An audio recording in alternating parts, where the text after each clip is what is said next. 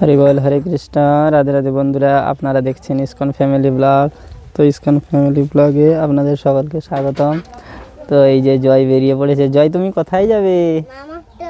নাম হট্টে যাবে? তো যাই হোক, আমরা এখন একটা নাম হট্ট অনুষ্ঠান আছে, যাব। তো আপনাদের দেখাচ্ছি।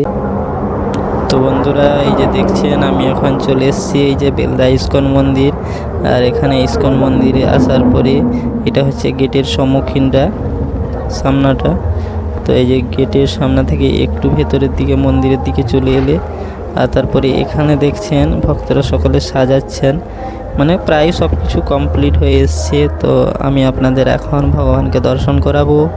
তো প্রথমে ভগবানের শুদ্ধ ভক্ত গরুর দেবের দর্শন করুন, প্রণাম করুন।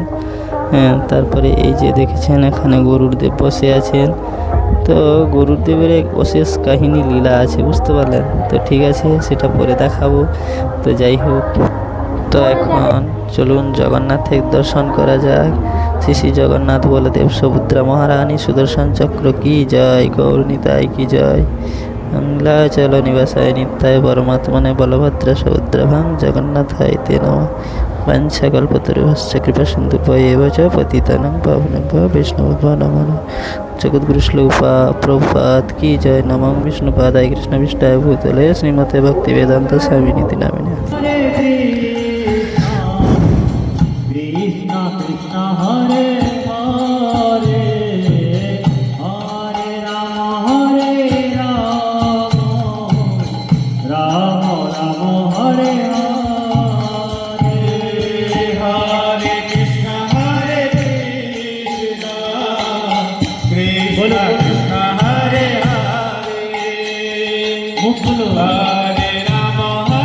তারপর আমরা ভজন কীর্তন হরি কথা শ্রবণের পরে প্রসাদ পেয়ে বেরিয়ে পড়েছি। এখন আমরা বাড়ির দিকে যাব। তো জয় এখানে দুষ্টামি করছে। জয় একটা পায়ে জুতো আছে আর একটা পায়ে জুতো নেই। দেখুন দুষ্টামিটা, দেখুন শুধু। তার যাবার কোনো ইচ্ছা নাই। করলায় নমঃ, ওম বিকরলায় নমঃ, ওম বিকর্তে নমঃ, সর্বকর্ত্রিকায় নমঃ, ওম সর্বকর্ত্রিকায় নমঃ, ওম শিশুমারায় নমঃ, ওম শিশুমারায় নমঃ, ত্রিলোকাত্মনে নমঃ, ওম ত্রিলোকাত্মনে নমঃ, ওম ঈশায় নমঃ, ওম ঈশায় নমঃ।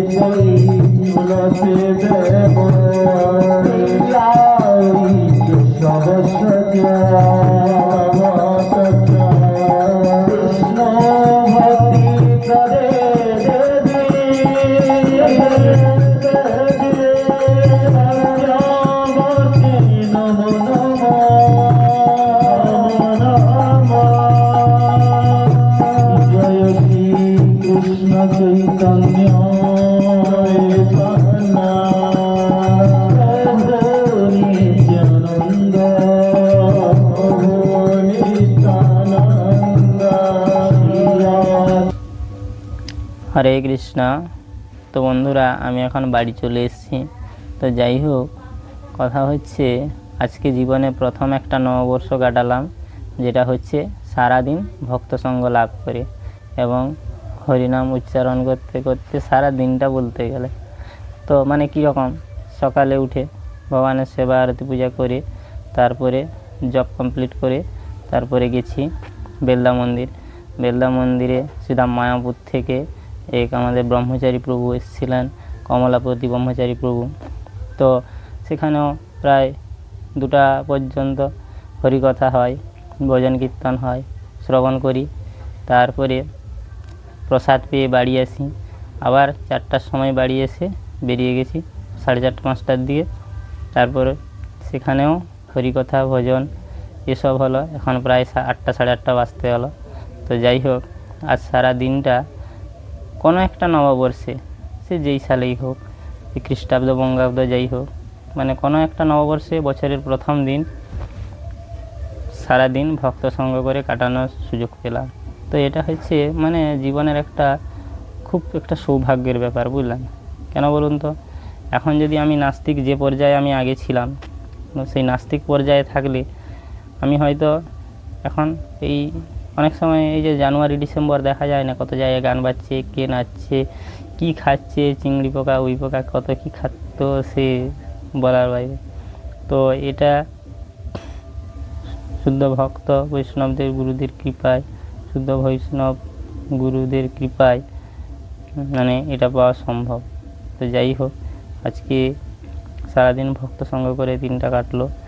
তো আমি সেই শুদ্ধ ভক্তদের জন্য আমি ভগবানের হয়তো কৃপা প্রার্থনা করি। তো ওনারা যেন এরকম হরিকথা ভগবানের কথা শ্রবণ করিয়ে আমার মতো কত মানে অধমদের ওনারা উদ্ধার করছেন। তো আমি হয়তো পশুর মতো জীবনযাপন করতাম, খেতাম শুতাম ঘুরতাম, পশুরাও সেভাবে করে। তো যাই হোক, হ্যাঁ, এই ইনকাম টাকা পয়সা এটা মানুষই করে, আর বাকি না হলে খাওয়া পরা ঘোরা এটা পশুরাও করে। আর মানুষের একটু বুদ্ধির কারণে অর্থ উপার্জন করে, কেন তারা পরিষ্কার পরিচ্ছন্ন জীবনযাপন করবে না তার জন্য।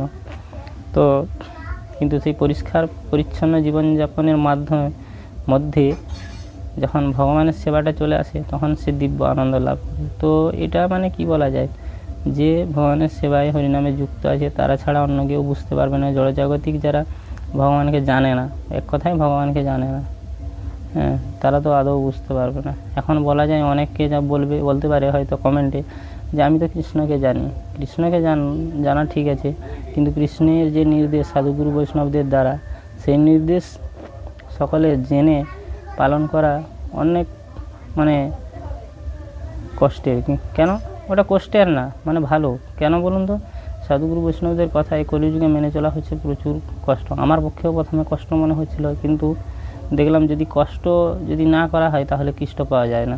যার কারণে মানে ধীরে ধীরে জিনিসটাকে দৃঢ়ভাবে বুঝতে হলো যে কেন আমি ভগবানের সেবায় যুক্ত থাকব। হ্যাঁ, এই শরীরের আর সংসারের ভরণ পোষণের জন্য আমরা তো বহুত কঠোর পরিশ্রম করে চলছি। তাহলে যখন আমার মৃত্যু হয়ে যাবে, তখন মৃত্যু হওয়ার পরে আমার শরীরটা তো এখানে পড়ে থাকবে, যার জন্য আমি এত কঠোর পরিশ্রম করেছি। কিন্তু শরীরের ভিতর থেকে কি বেরিয়ে যাবে? আত্মা। তাহলে সেই আত্মার উন্নতির সদ্গতির জন্য আমি কি করছি, এই কথাটা গীতার মধ্যে স্পষ্টভাবে বোঝানো যাচ্ছে। তো গীতা পড়ার পরে জানতে পারলাম যে অবশ্যই আত্মার উন্নতি করতে হবে, না হলে অধোগতি হয়ে যাবে। আর যদি একবার অধোগতি হয়ে যায় তাহলে পুরো সে অধঃপতনের পরে আর এখন মানে 84 লক্ষ জন্ম ভ্রমণ করতে করতে দিন যাবে, আর সে কত কোটি বছর বেরিয়ে যাবে তার কোনো ইয়ে নেই। তো যেহেতু ভগবান আমাকে এই সুযোগটা দিয়েছেন, মানুষ জন্ম দিয়েছেন, এই মানুষ জন্ম তখনই সার্থক হবে যদি দিব্য হরিনাম করতে পারি আর অপরকে করাতে পারি। তো যাই হোক, শুদ্ধ গুরু ভক্ত বৈষ্ণবদের কৃপায় এতটুকুই।